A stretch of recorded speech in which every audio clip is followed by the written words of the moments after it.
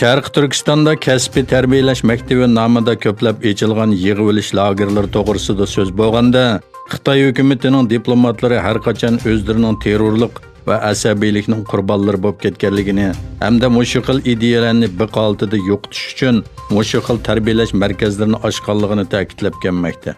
Ammo Turkiyadagi Diloraga o'xshash yuzlagan Uyg'urlarning kechmishlari Xitoy hukumatining hujum nishoni bir butun Uyg'ur millati bo'layotganligini oshkor ko'rsatib bermoqda. Angliyadagi muhofizatchi gazetining 21-iyuldagi soniga besilgan bu vaqtdagi maqolada aytilishicha, Urumchidagi mukammal Uyg'urlardan sanaladigan oilada o'sib cho'ng bo'lgan Diloraning ota-onasimi bu qitimqi lager mahkumlaridan omon qolmagan. Diloraning ota-onasi birdek Xitoycha maktabda o'qigan hamda Urumchidagi davlat idorchiligidagi yuqori darajalik idoralarda ishlayotgan kishilar ekan. Diloramı kichigidilla Urumchidagi Xitoylar to'plashib o'ltiraqlashgan mahallada cho'ng bo'lgan. Shu sababdanmi u Xitoychini Xitoylardanmi yaxshi so'zlaydigan, hech qachon yog'liq chekmaydigan, yana kelib pat-patli Xitoy do'stlari bilan orlashib o'tadigan Uyg'ur qiz sifatida yoshlik davrini o'tkazgan. O 2015-yili eriga ayishib Turkiyaga ko'chib kelgandan keyin opisi qizini yo'qlab Turkiyaga kelgan hamda 1 yildan keyin yana 2018-yili Urumchiga qaytgan. Oradan uzun o'tmay opisining pasporti musodir qilingan hamda o'rganishga elib ketilgan. Ana shu xildagi millionlagan Uyg'urlarning lagerlarda qanday ro'yi va jismoniy qiyinchiliklarga duch kelayotganligi haqida yillardan buyon ma'lum bo'layotgan ko'plagan uchurlar Dilorani kech-kunduz qiynashga boshlagan. Muhofizatchi gazetida so'z qilgan tadqiqotchi Adrian Zenz 2017-yildan buyon Xitoyning 1.800.000 dan ko'p kishini qamab qo'yganligini, buning Yahudi qirg'inchiligidan buyon bir millat yoki dinga tava kishilarning eng ko'p sonda qamab qo'yilishi ekanligini aytdi.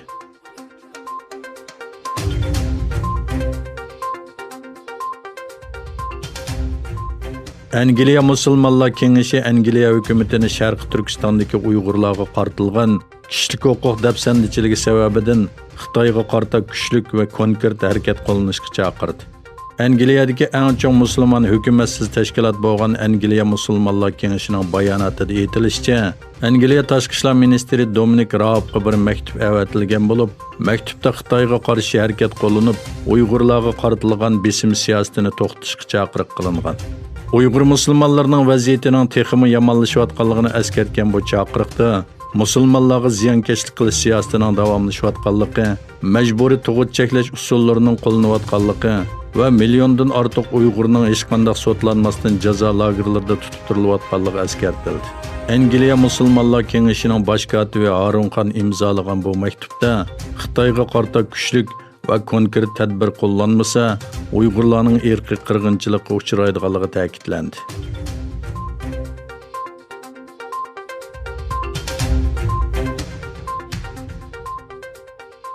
Amerika Houstondagi Xitoy bosh konsulxonasining 72 soat ichida taqalishini talab qildi. Xitoy bu qarorni ig'vogarchilik deb atadi. Amerika konsulxona binosining sirtida hujjat kuydirganligi ma'lumotidan keyin Texas shtatining Houston shahridagi Xitoy diplomatik o'mikining chekinishini qaror qildi.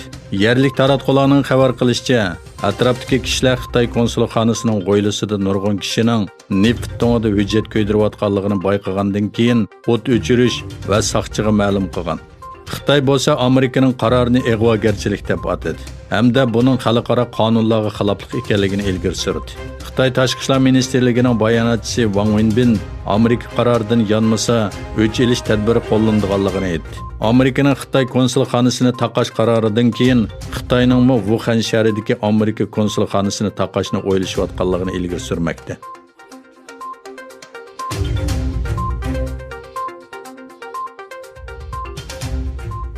Amerika hukumati 1 milliard 950 million dollar to'lab, Germaniya biotexnika shirkati BioNTechning Xitoy Wuhan virusiga qarshi tadqiqot ilib berayotgan vaksinadan 100 millionni zakaz qildi.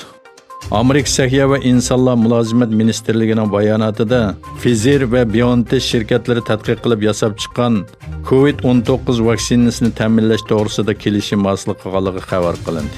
Bayonotda birinchi bosqichda Amerikaning 100 million COVID-19 vaksinaning ishlab chiqarishi va yetkazilishi uchun 1 milliard 950 million dollar to'laydiganligi bayon qilingan bo'lib, kelishimida yana Amerika hukumatining qo'shimcha 500 million vaksina sotib oldiganligi o'tirg'a qo'yilgan.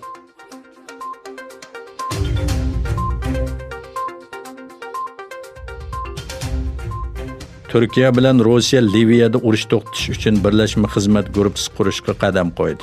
Turkiya va Rossiya Tashqi ishlar ministrligining chorshanba kuni birla vaqtda e'lon qilgan birlashma bayonotida Liviyada birlashma xizmat guruhi qurishning qarab chiqarilganligi va aloqador maslahatlarning pat yaqinda Moskvada o'tkazilishi qaror qilinganligi o'tirg'a qo'yildi.